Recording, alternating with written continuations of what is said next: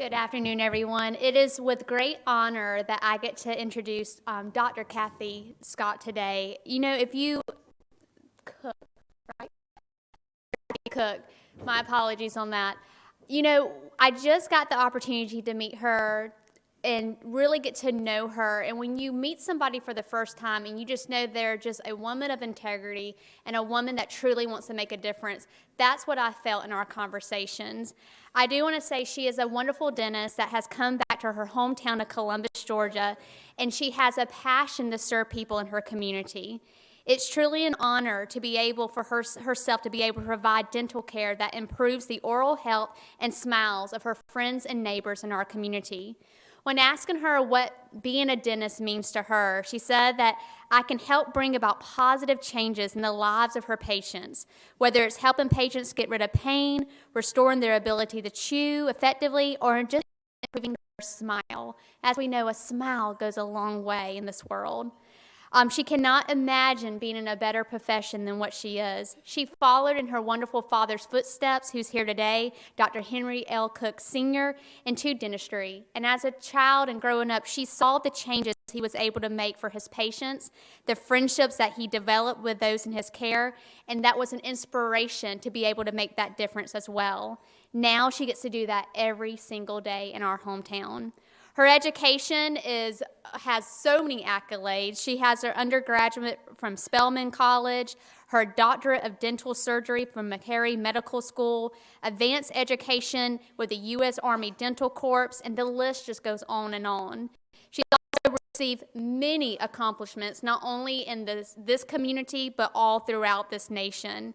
Her memberships can include being seen serving in the Delta Sigma Theta sorority, the American Dental Association, the Georgia Dental Association, UNCF, as well as the Columbus Chamber of Commerce Board of Directors. And above all else, whenever we are serving with our passion and our strengths, she understands the importance of family as well.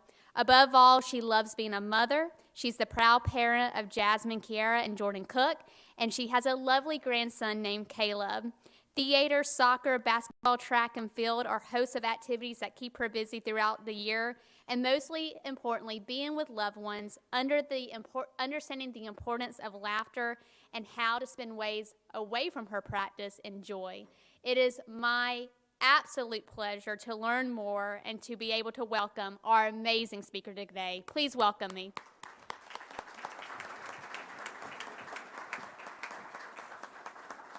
Thank you so much. Thank you so much. Thank you so much, Haley. Maybe you're speaking prophetically. I'm single, so I don't know if there's a man in the room. I'm teasing. I'm just jokes, just jokes. I am single, but just jokes. Thank you so much. That was a very warm and thoughtful introduction. And Haley and I actually realized after talking how we knew each other, and it was working with UNCF over the years as I had served in the capacity of the local coordinator. We would sit and prepare to try to wow people as we, collected money to help children go to school. So it's always a pleasure to work with like-minded people. Good afternoon. Good afternoon. I have to do something before I get into the reason why I came, and before I thank you for giving me the opportunity. I have to say hi to my parents. My mom and dad are anything good or anything bad is their fault. They are the reason that I am largely the way that I am today. It's because of this community and because of how my parents raised me. My mother is a retired educator, and she valued education herself. And one of the things that moved me most is as children, she was a full-time mom. She worked full-time. She had 2 children who were very active. She went back to school to get her master's, and she made all A's. She graduated summa cum laude, with a 4.0, and I was like, how in the world? But having role models like my mother and my father really helped me to press my way through my journey, and I'll talk a little bit about that. But I wanted to say thank you to my mom and dad. I love you so much, and I'm just grateful that you're still here to witness. I am truly fortunate. I also had to just give a couple of shout outs to some people in the room really well. And if you saw Travis Chambers kissing me on the cheek, I'm his sister. So, you know, if there's a shot that gets to his wife, it's me. It was me. It was innocent. Travis and I grew up. He and my brother are classmates, and I saw some of my friends from the Columbus Chamber. Hey, Joel. And I saw somebody who I got to give a shout out. A couple years ago, when I kind of started thinking about what I want to share with you today, I set a meeting with the mayor, and one of the things he recommended that I do is go over to community reinvestment and meet with Robert Scott. Rob Scott has been like a brother. He's been encouraging, and recently I sent him an email, and I said, hey, whenever I pull onto my parking lot every day, I see people sitting at this bus stop, coming and going. I see people and I just imagine that when they're going to work or school or whatever, you know, they got to be protected. You think we could get a covering?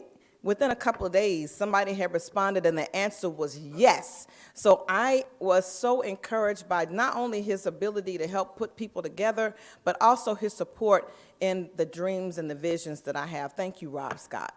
He's awesome. Give him a hand. I know he's a guest, but he's a friend of mine. You can start with the first slide. So before I get into it, I just want to talk a little bit about my story.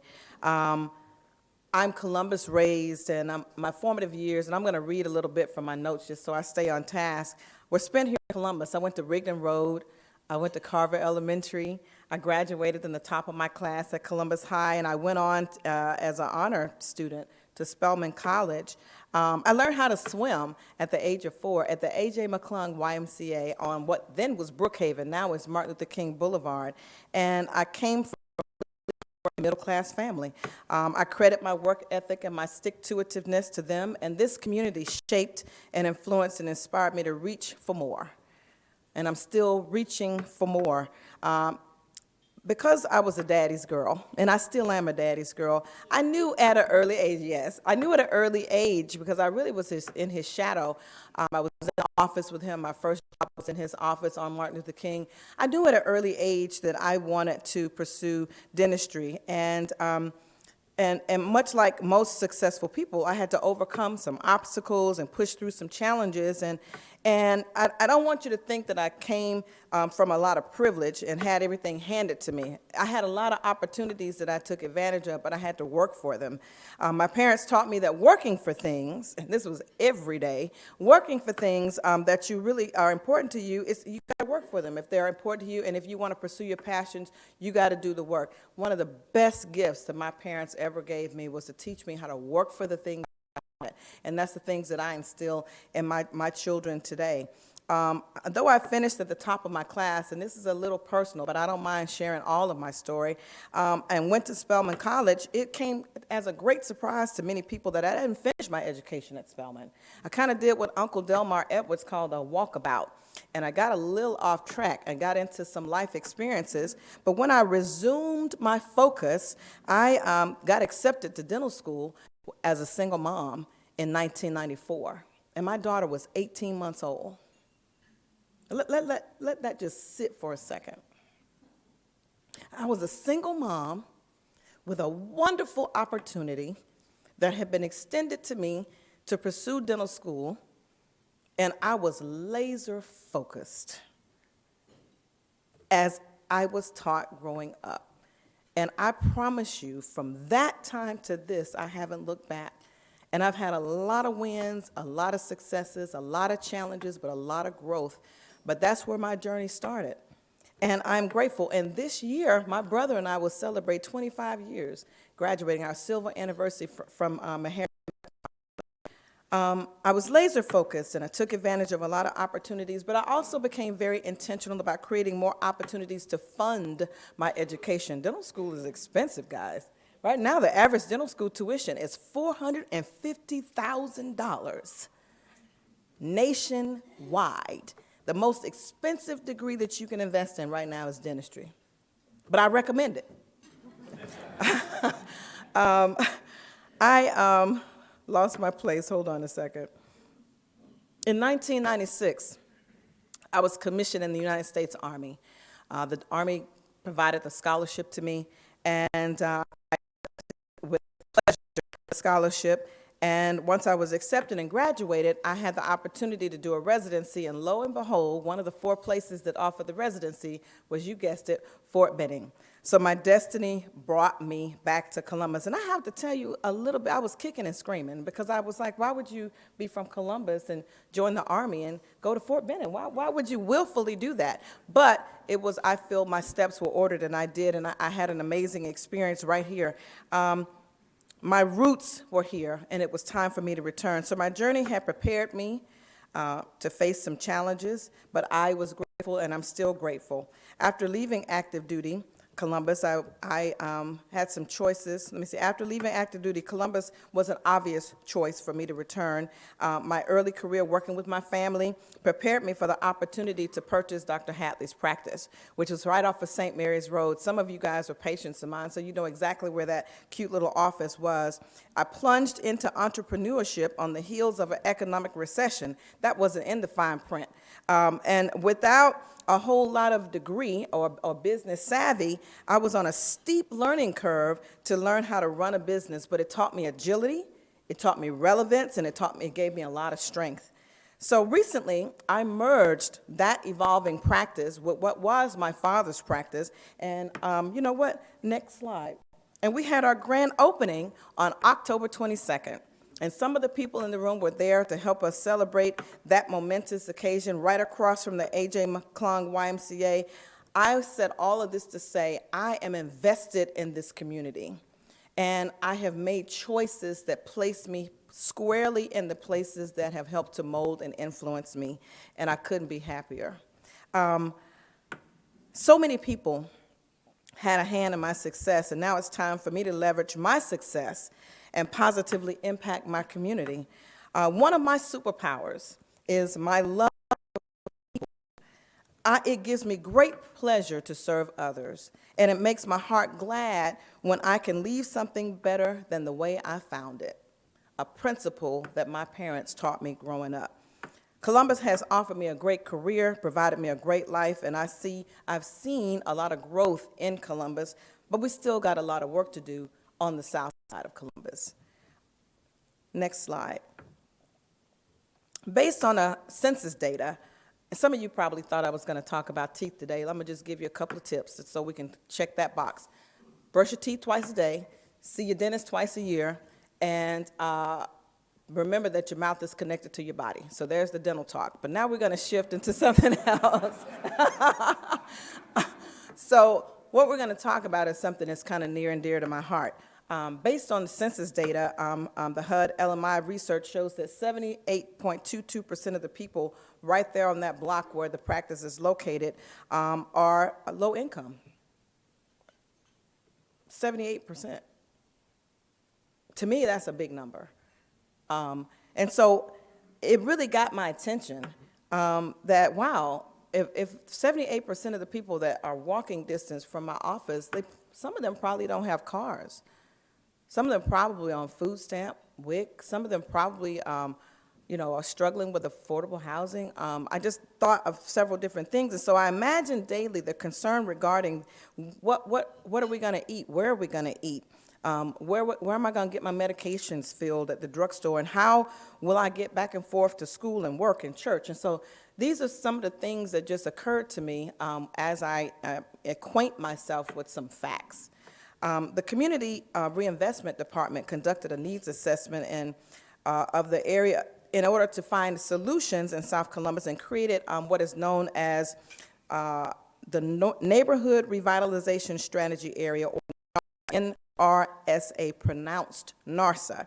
They led discussions with citizens in South Columbus and discovered many things through that discussion. They talked about economic development. They talked about crime prevention. They talked about affordable housing, a lot of different things. But some of the things that the citizens wanted to see, a few things, was feeling a sense of unity in their community, more ways to entertain their children, and more use of commercial buildings. Well, one of those things really grabbed me again, and attention on the better use of commercial spaces. Next slide. Because I feel like we have a positive, we can create a positive economic impact the people in the community. Now, the picture that you're seeing right here is the plaza adjacent to my dad's office. It's primarily unoccupied, about 75%. It has been for years, but once it was a thriving business community that had a grocery store, it had a gas station, several small businesses were there, and but over time it's deteriorated. The infrastructure is irreparable, but I see it as an opportunity to address some problems in our community. Can I tell you something? I chronically have this thing on the inside of me where I want to fix stuff, right? Mostly it's teeth, but it could be it could be an accordion door coming off the hinges. I have this disease where I want to fix stuff, right? So we got this situation in the area where I've planted myself, and we got this plaza right here that's pretty dilapidated. I see an opportunity to make something better. One of the things I didn't mention in my vision, and I hadn't really gotten to my vision, so forgive me, it's a little out of order, but we'll catch up in a minute, is I want to talk about food insecurity. It's not a Columbus problem. It's more of a national and a state problem, but I want to address it from a Columbus perspective, if you'll allow me to do so.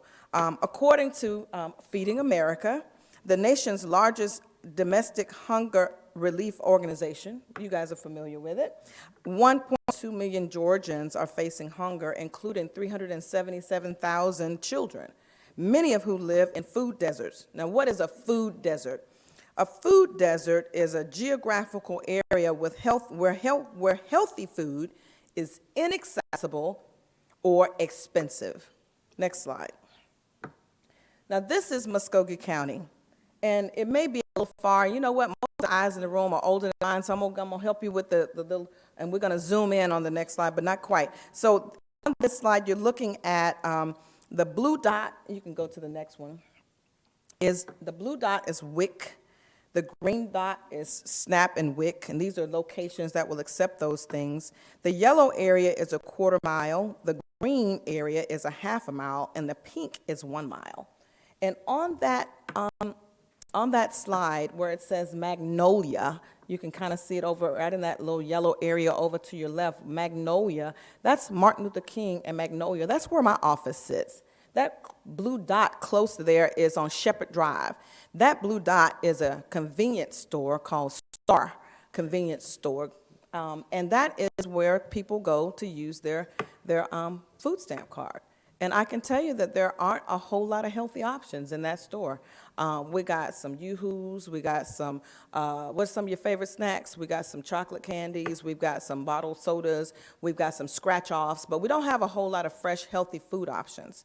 And then you can see there's another one about a block away, but the closest grocery store is that green square right there, and that's the Piggly Wiggly on Brown Avenue. Now imagine for a moment that you're low income, you don't have a vehicle, you're relying on public transportation, and you've got WIC or SNAP. This is in the middle of an area that really needs a lot of love, and I see an opportunity. Stay with me, I'm almost done. Columbus, Georgia, as of July 2020, at the address here, is the nearest food is a half mile away, which is what I showed you, and the convenience store, and I think I just said that, and Brown Avenue. Some more statistics. Poor food choices, such as choosing high salt, high fat foods over fresh fruits and vegetables, contribute to higher costs throughout the state, higher health care costs throughout the state. That grabbed me because I'm a healthcare provider, and I see the patients. Remember I told you the mouth is connected to the body? The people that are sick in their body are sick in their mouths. So I take care of these people, and I'm not just managing dental disease. We're managing hypertension. We're managing diabetes. We're managing a lot of different things, and some of these people are managing the challenge on getting good, healthy, affordable food.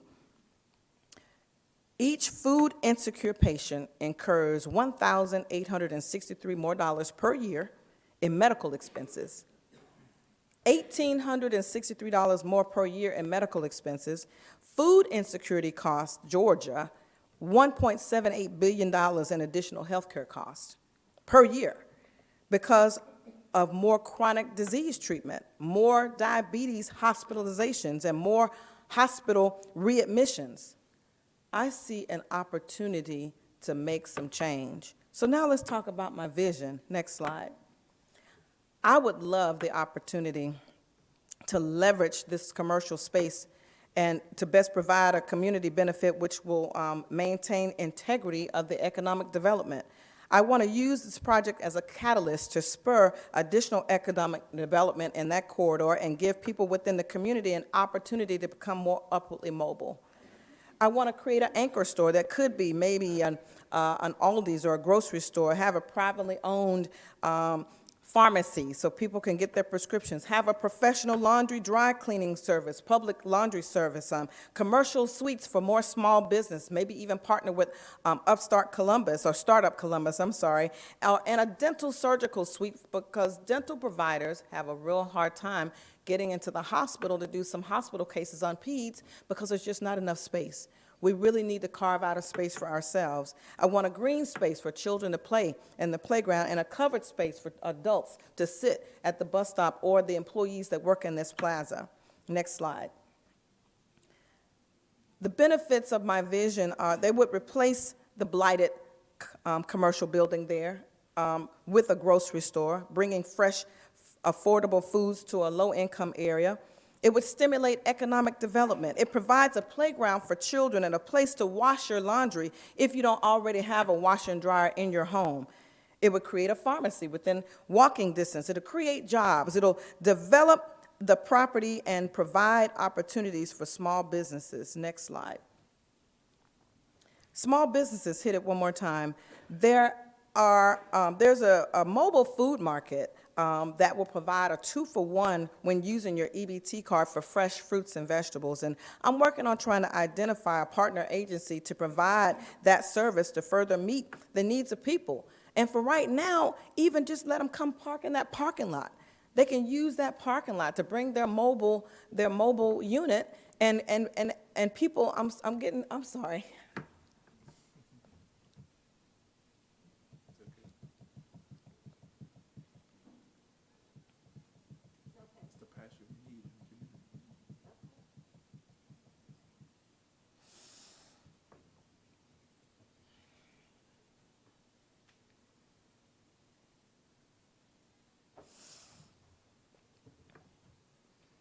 I think that we have a tremendous opportunity on the heels of a treacherous weekend. We have a tremendous opportunity, and we should all be committed to the little things that we can do until we can do the big things together. I'm going to try to get back on track. I'm sorry. I'm just so passionate about sharing what we have been given with those who need it most. I don't have to worry about what I'm going to eat, when I'm going to eat it, how I'm going to eat it. And I know how to cook, Mr. Hill, just for those who paid attention. I'm single and I know how to cook. I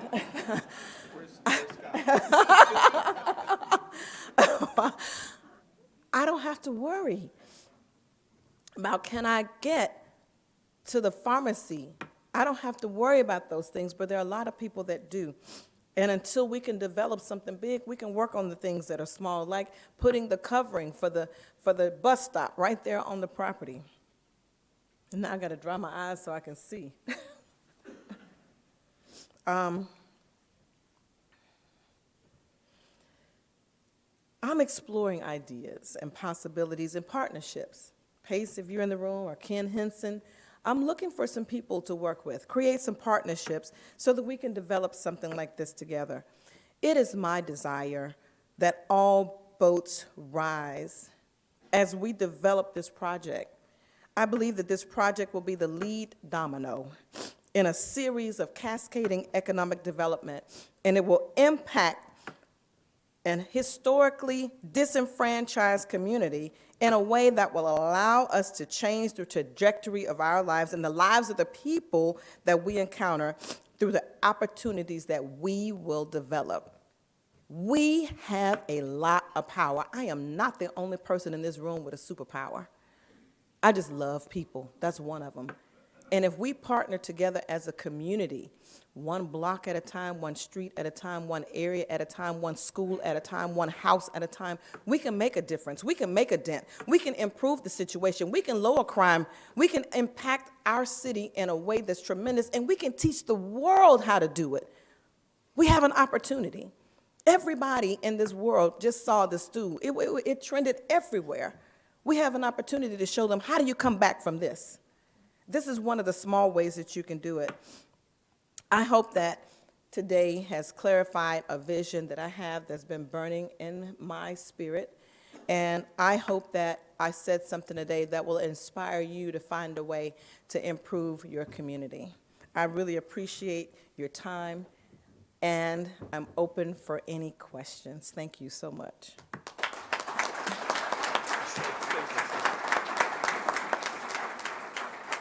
We have a microphone in a few minutes for those that may have questions. I think Haley's over here. Larry is over here to our far right. Question?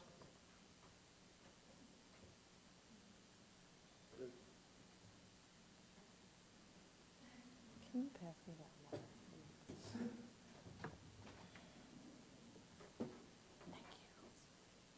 What is the best way to contact you to get involved? That's my email address right there on that screen. Now, I have to put out a disclaimer. I don't check my email every day. But if you call my office and say, hey, tell Dr. Cook I sent her email, I'll check it. But that's the best way to contact me. I do look at them. It just may not be today. It might be tomorrow or 2 days from now. Thank you for the question. Other questions? Any feedback? Well, let's give Dr. Cook a hand for being Appreciate with us. you. Thank you so much.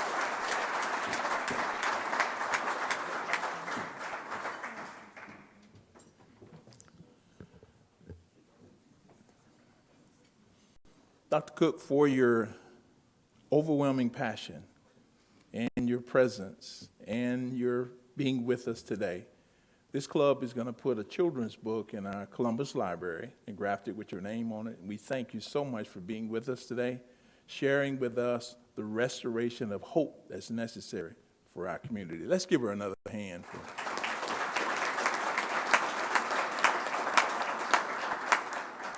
I want to clear up a couple of things if I did say that inappropriately. Tonight at North Columbus Boys and Girls Club is 5:30. 5:30, and we'll say until, because when kids come out and you have an engagement in that respect, it'll be until you're tired and ready to go home. I would call it that way. And then secondarily to that, tomorrow, the Zoom is from 6 p.m. until 8 p.m. Just wanted to make sure we had that listed on our calendars. And of course, before we leave, we want to make sure that we hear from our GRSP student that was floating with the microphone. Larry, where did you go? Please stand and tell us what's on your agenda. I went to a little Mardi Gras gathering. We had good food. It was really nice. But apart from that, and a lot of working out and homework, it was a calm week, which was great. Yeah. Thank you so much. Let's give Larry a hand for.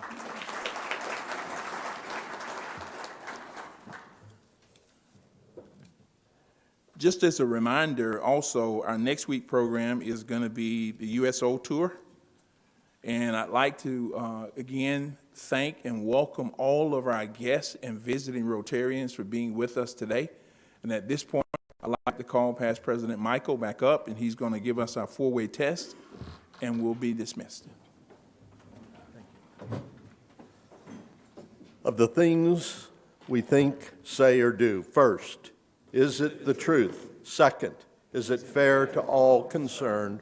Third, will it build goodwill and better friendships? And fourth, will it be beneficial to all concerned? No further business. We